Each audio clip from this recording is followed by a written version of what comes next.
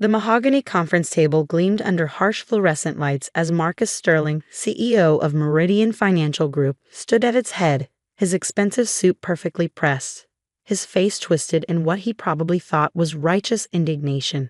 40 pairs of eyes darted between him and me, the tension in the room thick enough to cut with a knife. "Miss Sullivan," he announced, his voice carrying that particular tone of someone who enjoyed public displays of power. "Your recent actions have forced my hand. The board agrees that your methods are too risky for a company of our standing." I sat there, perfectly still, my hands folded neatly on the leather portfolio in front of me. Inside that portfolio were documents that would make his world collapse in exactly 3 days. But for now, I simply listened. "You're terminated, effective immediately." A collective gasp rippled through the room. After all, I was Emma Sullivan, the woman who had saved Meridian Financial Group from 3 potential disasters in the past year alone. The risk management director who had turned their struggling portfolio into a fortress. The person who had just prevented a $50 million loss last week. But Marcus Sterling didn't care about any of that. He only cared about control, about showing everyone that he was in charge. What he didn't know, what none of them knew, was that I had seen this coming months ago, and I had prepared accordingly. I stood slowly, gathering my things with deliberate calm. "Thank you for the opportunity," I said quietly, my voice steady. Then I walked out, heels clicking against the marble floor, leaving behind a room full of stunned faces and whispered conversations. It was exactly 9:17 a.m. on a Tuesday morning, and phase 1 of my plan was complete. 6 months earlier, the first time I realized Marcus Sterling would try to destroy me was during a routine budget meeting. I had just presented a new risk management strategy that would save the company millions in unnecessary hedging costs. The data was solid, the math impeccable, but Marcus's eyes had narrowed in that peculiar way that meant he felt threatened. "That's quite ambitious, Emma," he said, emphasizing my first name like it was a weapon. "Perhaps a bit too ambitious for someone at your level." I had been at Meridian for 7 years by then, brought in during the financial crisis when they desperately needed someone who understood both risk and innovation. I had delivered, consistently and brilliantly, turning their risk management division from a corporate afterthought into the company's backbone. But Marcus had only been CEO for 8 months, brought in by a board that wanted a dynamic leader for their public image. He had the right pedigree, the right connections, the right look. What he didn't have was any real understanding of how financial risk actually worked. That day, watching him dismiss my strategy without even understanding it, I made a decision. I would protect myself quietly and thoroughly because men like Marcus Sterling didn't fire people. They destroyed them. I began by documenting everything. Every email, every meeting, every decision. I created encrypted backups of all my risk analyses, storing them securely off-site. But more importantly, I started laying the groundwork for something bigger. You see, Meridian's entire operation depended on their credit lines. Without them, the company's daily operations would grind to a halt. The biggest of these, a $50 million revolving credit facility, was coming up for renewal. Marcus, focused on his public appearances and corporate politics, had delegated the renewal process entirely to my department. What he didn't bother to read in the paperwork was that the renewal wasn't just a simple extension. It required a complete restructuring with new terms, new guarantees, and most importantly, new ownership of the special purpose vehicle that actually held the credit facility. I spent 3 months quietly negotiating with Somerset Bank, building relationships, explaining my methodology. They understood what Marcus never could, that true financial security came from understanding risk, not avoiding it. When they offered to let me take personal ownership of the SPV that would hold the credit line, I accepted with a small smile. The paperwork was complex, deliberately so. Buried in hundreds of pages of legal language was the simple fact that I, through a series of perfectly legal corporate structures, would effectively control Meridian's financial lifeline. Marcus signed off on it without reading past the first page, too busy preparing for another TV interview about his innovative leadership. Meanwhile, I continued to excel at my job, much to Marcus's growing discomfort. I prevented a massive loss during a market downturn in March. I restructured our Asian exposure to avoid currency risks. I built systems that caught trading errors before they could become disasters. Each success made Marcus more uneasy. He started excluding me from key meetings, removed me from copy emails, had his assistant accidentally leave me off calendar invites. Classic signs of a CEO preparing to remove someone he saw as a threat. The final straw came last week. Our trading desk had taken a massive position in emerging market derivatives, authorized directly by Marcus without consulting risk management. When the markets turned against us, we were looking at a potential $50 million loss. I spent 48 hours straight at my desk, analyzing patterns, running scenarios, building hedges. In the end, I not only prevented the loss but managed to turn it into a small profit. The traders called it brilliant. The risk management team called it inspired. Marcus called it unnecessarily complicated and dangerously aggressive. That's when I knew my time was running out. I could see it in the way he stalked the halls, in the whispered conversations that stopped when I walked by, in the sudden requests for detailed reports on all my methodologies.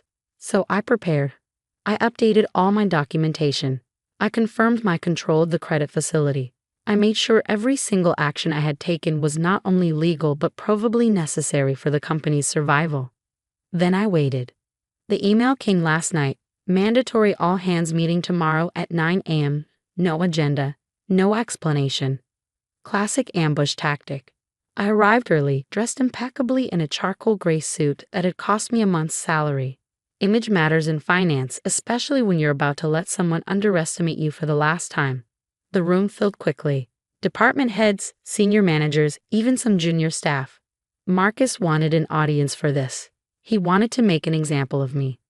I watched him stride in at exactly 9 a.m., flanked by 2 security guards and someone from HR. He didn't even try to make it look professional. No private conversation, no dignified exit. He wanted a show. And now here I was, walking out of Meridian Financial Group for what they thought was the last time. Security escort behind me, cardboard box in my arms for theatrical effect. Anything important had been removed days ago. Employees peeking out from behind their monitors to watch my walk of shame.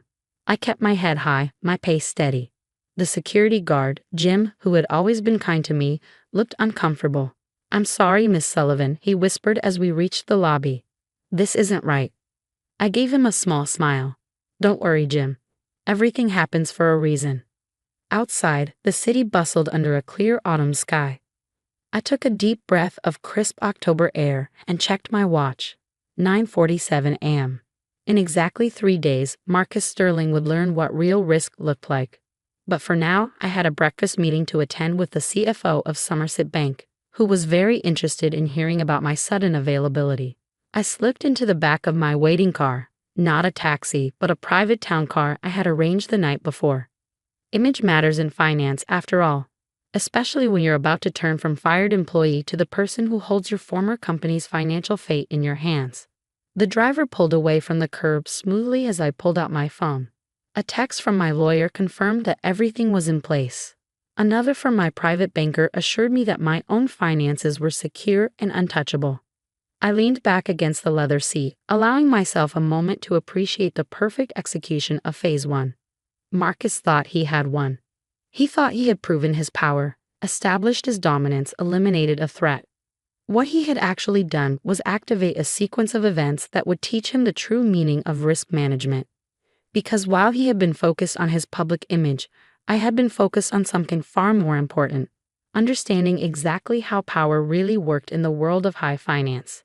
And in 3 days, when Somerset Bank's statement revealed exactly who controlled Meridian's critical credit line, Marcus Sterling would learn that sometimes the biggest risk is underestimating the person you're trying to destroy. But that was Phase 2. For now, I had a breakfast meeting to attend and a story to begin telling. After all, timing is everything in finance. And my timing was perfect. The Somerset Bank executive dining room had that particular kind of hushed elegance that only old money could create. Crystal glasses caught the morning light, white tablecloths draped with mathematical precision, and the subtle scent of fresh coffee mixed with power and privilege. William Hayes, CFO of Somerset Bank, stood as I approached the corner table. His handshake was firm, his smile genuine. "Emma," he said warmly, "I heard about this morning's theatrics at Meridian." I settled into the leather chair across from him, accepting a cup of perfectly brewed coffee from a discreet waiter. News travels fast in financial circles. especially when someone makes a mistake as colossal as Marcus Sterling just did. William's eyes sparkled with a mixture of amusement and anticipation. I assume everything is proceeding according to plan? I took a small sip of coffee, savoring the moment. Phase 1 is complete. Marcus did exactly what we expected. Made it public, made it dramatic, made it impossible to quietly reverse course. William nodded, pulling out a sleek leather portfolio. Our timing couldn't be better.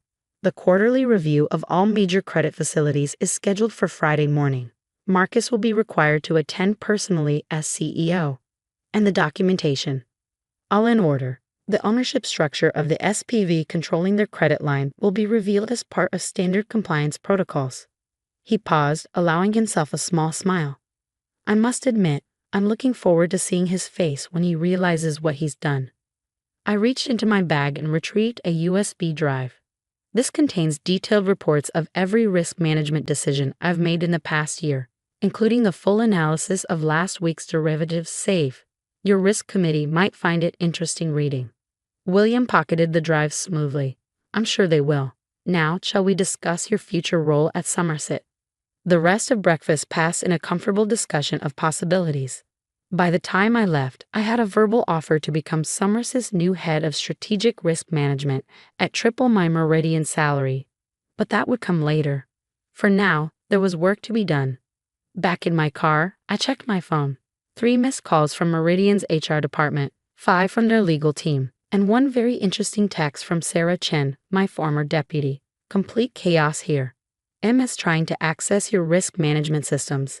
Nobody can understand your notation system. Of course they couldn't. I had developed my own proprietary method of coding risk assessments over the years. It was perfectly logical if you understood the underlying mathematics, which Marcus very clearly didn't. I smiled, remembering his dismissal of my methods as unnecessarily complicated. He was about to discover just how necessary that complication had been.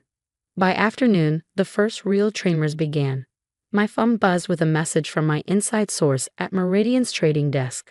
Emergency meeting called. MS trying to explain your hedging strategies to the board. Making 0 sense. Trading suspended on 3 major positions. I could picture it perfectly, Marcus standing in the same conference room where he'd fired me this morning, trying to explain complex risk management protocols he'd never bothered to understand. Probably using terms incorrectly, missing the subtle interplays between positions, not seeing the carefully constructed safety nets I'd built into every strategy. At 4:45 p.m., just before market close, another text from Sarah. MS just tried to unwind your E&G hedge structure. Nearly caused a $10 million loss before risk committee shut it down. Board member Jenkins asking questions. That would be Catherine Jenkins, the only board member with actual banking experience. She'd always understood my work, even as she'd been outvoted by Marcus's supporters. Now she would be starting to see the full picture. I spent that evening in my home office, a glass of expensive bourbon at my elbow, watching the pieces fall into place. My lawyer called to confirm that all my work at Meridian was properly documented and legally protected. My private banker reported unusual activity. Meridian's Treasury Department making inquiries about certain structured finance vehicles. They were starting to dig, but they were already too late. Day 2 began with a series of increasingly urgent emails from Meridian's legal department, all marked strictly confidential, urgent response required.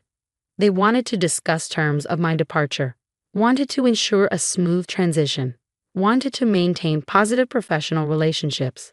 I archived each one without responding. Timing was crucial now, and silence was my most powerful weapon. Mid-morning brought more news from Sarah. MS called emergency risk committee meeting, tried to blame you for hiding critical information. Catherine Jenkins shut him down hard, demanded to see full credit facility documentation. I could almost hear Marcus's expensive shoes pacing across his office floor. He would be starting to feel it now, the first real tendrils of fear. His attempt to blame me would have backfired, making him look either incompetent for not understanding his own company's risk structures or negligent for not properly overseeing them. By lunch, the situation had escalated. William called from Somerset. Your replacement at Meridian just tried to access the credit facility documentation. Our compliance department, following standard protocols, informed them that any changes or access requests would need approval from the facility's controlling entity. And how did they react to that? I asked, already knowing the answer. Complete confusion. Apparently, Marcus Sterling himself got on the phone, demanding to know why he needed approval from anyone for his own company's credit line. I smiled, picturing Marcus's face turning that particular shade of red it got when things didn't bend to his will. I assume your team maintained proper protocol. Of course, they simply referred him to the standard documentation. Documentation that he signed, might I add, without reading. The afternoon brought more chaos. Meridian's stock price started to wobble as rumors of risk management issues circulated through the market. Nothing concrete, nothing actionable, just enough uncertainty to make traders nervous. Sarah's updates became more frequent.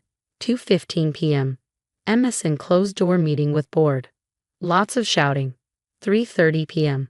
Legal team requesting all risk management documentation from last 6 months. 4:45 p.m. Trading desk frozen. Nobody willing to take positions without your sign-off protocols. I spent the evening reviewing my documentation one final time, making sure every detail was perfect. Tomorrow would bring the quarterly review at Somerset, and with it, the moment Marcus Sterling discovered exactly what his hasty power play had cost him. My phone buzzed one final time before midnight. A message from Catherine Jenkins herself. Starting to understand what really happened here. Would like to meet privately tomorrow after the Somerset review. This isn't over. No, I thought, setting my phone aside and pouring another bourbon. It certainly isn't. Day 3 dawned clear and cold. I dressed carefully in a black Armani suit that cost more than most junior analysts made in a month. Image matters in finance, especially on days when you're about to turn the tables.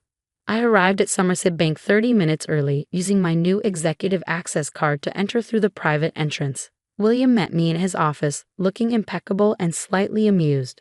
Marcus Sterling and his team just arrived, he reported. They're in the main conference room, trying to look confident. The risk committee is reviewing your USB data now. He paused, allowing himself a small smile. The timing of your firing couldn't have been better. Makes the whole reveal much more dramatic. I checked my reflection in his office window, adjusting my jacket slightly. Everything ready. All set. Standard quarterly review presentation, followed by the compliance update, ending with the ownership structure review. Should take about an hour to get to the big moment. I nodded, checking my watch. In exactly 60 minutes, Marcus Sterling would learn the true meaning of risk management, and I would be there to watch it happen. Shall we? William gestured to the door. I picked up my leather portfolio, the same one I'd had at my firing, and smiled. Time for phase 2. The conference room was packed when we entered through the private door behind the presentation screen. Through the one-way glass, I could see Marcus at the head of the Meridian team, trying to project confidence but fidgeting with his gold cufflinks, a tell he never knew he had. William took his seat at the head of the Somerset side. I stayed in the shadows behind the screen, watching, waiting. Right on schedule, the presentation began. Standard quarterly review materials, market positions, risk exposures, all the normal banking discussions that Marcus usually ignored. Then came the compliance update. I watched Marcus start to shift uncomfortably as the discussion turned to credit facility documentation. Watched him loosen his tie slightly as they discussed control structures. Watched his face start to pale as the words beneficial ownership appeared on the screen. And then, at exactly 10:17 a.m., it happened. The Somerset risk officer pulled up the ownership diagram of Meridian's credit facility. There, in clear corporate structure boxes, was the chain of control, leading directly to a holding company owned by one Emma Sullivan. The room went completely silent. Marcus's face, already pale, turned absolutely white. He started to stand, then fell back into his chair as the full implications hit him. He hadn't just fired an employee. He had fired the person who controlled his company's financial lifeline. Phase 2 was complete, and Phase 3 was about to begin. Part 3, The Reckoning. The next few moments in Somerset Bank's conference room felt like watching a slow-motion car crash. Marcus Sterling, the man who had so confidently fired me 3 days ago, sat frozen in his chair, his face a mask of dawning horror as he stared at the ownership structure displayed on the screen. This can't be right, he stammered, his voice having lost all its previous authority. There must be some mistake. William Hayes, ever the consummate banker, smiled politely. I assure you, Mr. Sterling, there's no mistake. The documentation is quite clear. Your signature is on every page. That's when I stepped out from behind the screen, enjoying the way Marcus's eyes widened in shock. Perhaps, I said quietly, you should have read those papers more carefully before signing them. The room erupted in barely contained chaos. Meridian's legal counsel started frantically flipping through documents. Their CFO had turned an interesting shade of gray, and Katherine Jenkins, watching from the end of the table, had the smallest smile playing at the corners of her mouth. Marcus shot to his feet, his face now turning from white to red. This is manipulation. Fraud. I'll have you arrested for this. I placed my portfolio on the table, opening it with deliberate calm. Everything was done completely legally, Marcus. The ownership structure was clearly detailed in the documentation. Documentation that you signed, multiple times. I slid out a stack of papers, his signature prominent on each one. Would you like to review them now? He fell back into his chair, the fight visibly draining from him as reality set in. The entire room watched in silence as the implications became clear to everyone. The man who had publicly fired me 3 days ago had just discovered that I controlled his company's financial lifeline. William cleared his throat. Perhaps this would be a good time to discuss the terms of the credit facility's continuation. Marcus's head snapped up. Terms? What terms? Well, I said, taking a seat at the table. As the controlling entity of the credit facility, I have certain concerns about Meridian's current risk management practices, particularly in light of recent leadership decisions. Katherine Jenkins leaned forward. I believe the board would be very interested in hearing these concerns. The next 2 hours were a masterclass in professional decimation. I methodically laid out every flaw in Marcus's leadership. The ignored warnings, the reckless trading decisions, the dismantling of key risk protocols. Each point was documented, dated, and devastating. By the time I finished, Marcus looked like a man who had aged a decade in a day. But I wasn't done yet. So, I continued, here are my terms for maintaining the credit facility. I slid a document across the table. First, a complete overhaul of Meridian's risk management structure. Second, an independent audit of all trading positions taken under Mr. Sterling's direction. And third, pause for effect, the immediate appointment of a new chief executive officer. Marcus exploded out of his chair. You can't do this. You can't just walk in here and demand. Actually, Katherine interrupted, she can. Without this credit facility, Meridian would be in breach of its regulatory capital requirements by tomorrow morning. The board cannot ignore that reality. She turned to me, professional respect evident in her eyes. Though I assume you have a candidate in mind for the CEO position? I smiled. Somerset Bank has already approved William Hayes for the role, should the board agree. His risk management experience would be invaluable. William nodded graciously as Marcus sputtered in disbelief. The man was watching his empire crumble, and there wasn't a single thing he could do about it.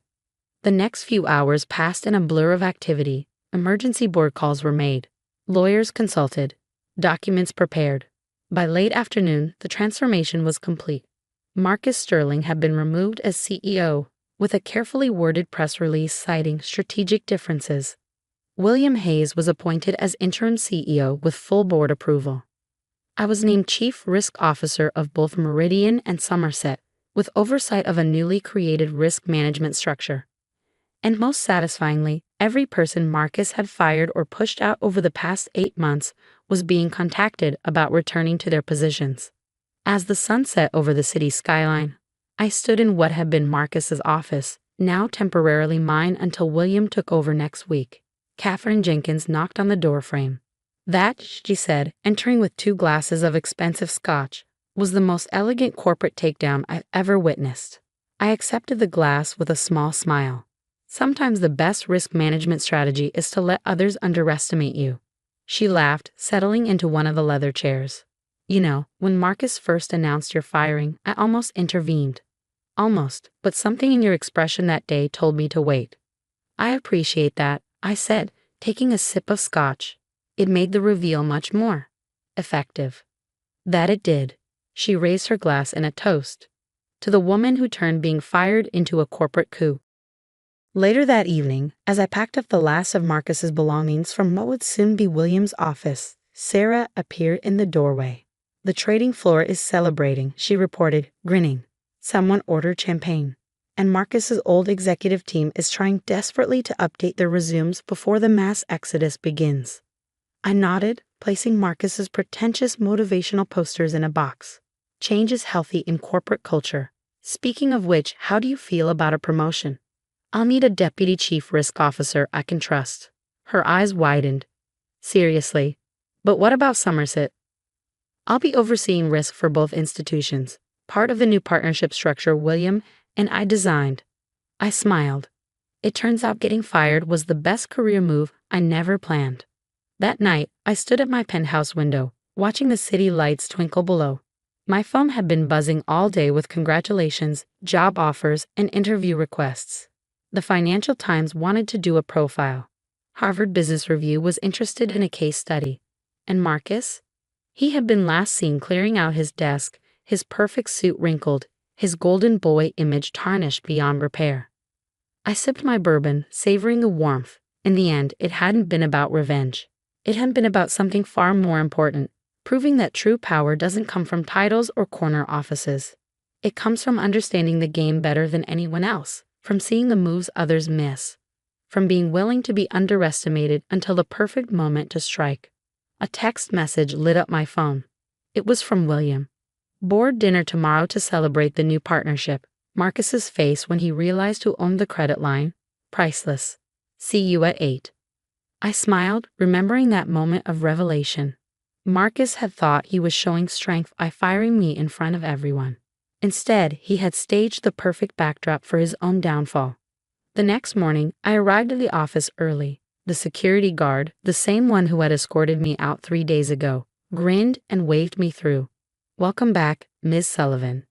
I strode through the lobby, heels clicking on marble, employees nodding respectfully as I passed.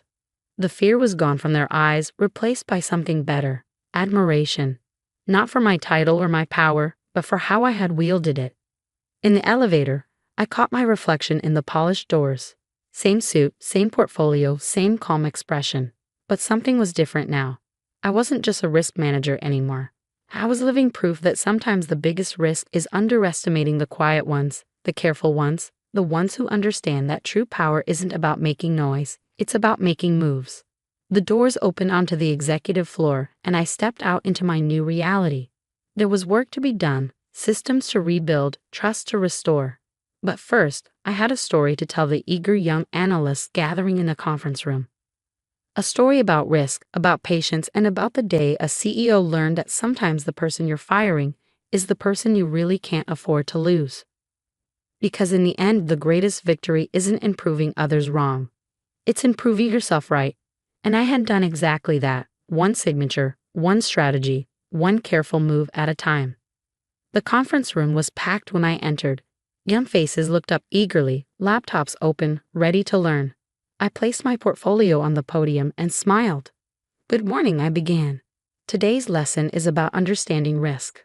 Real risk, the kind that doesn't show up on spreadsheets or risk assessments. The kind that comes from forgetting that sometimes the quietest person in the room is the one holding all the cards." And as I launched into my presentation, I caught a glimpse of my reflection in the window. I looked exactly like what I was, a woman who had turned getting fired into the ultimate power move. Perhaps I should send Marcus a thank you note. After all, he had given me the perfect stage for my greatest risk management triumph yet. But that could wait. Right now, I had an empire to run.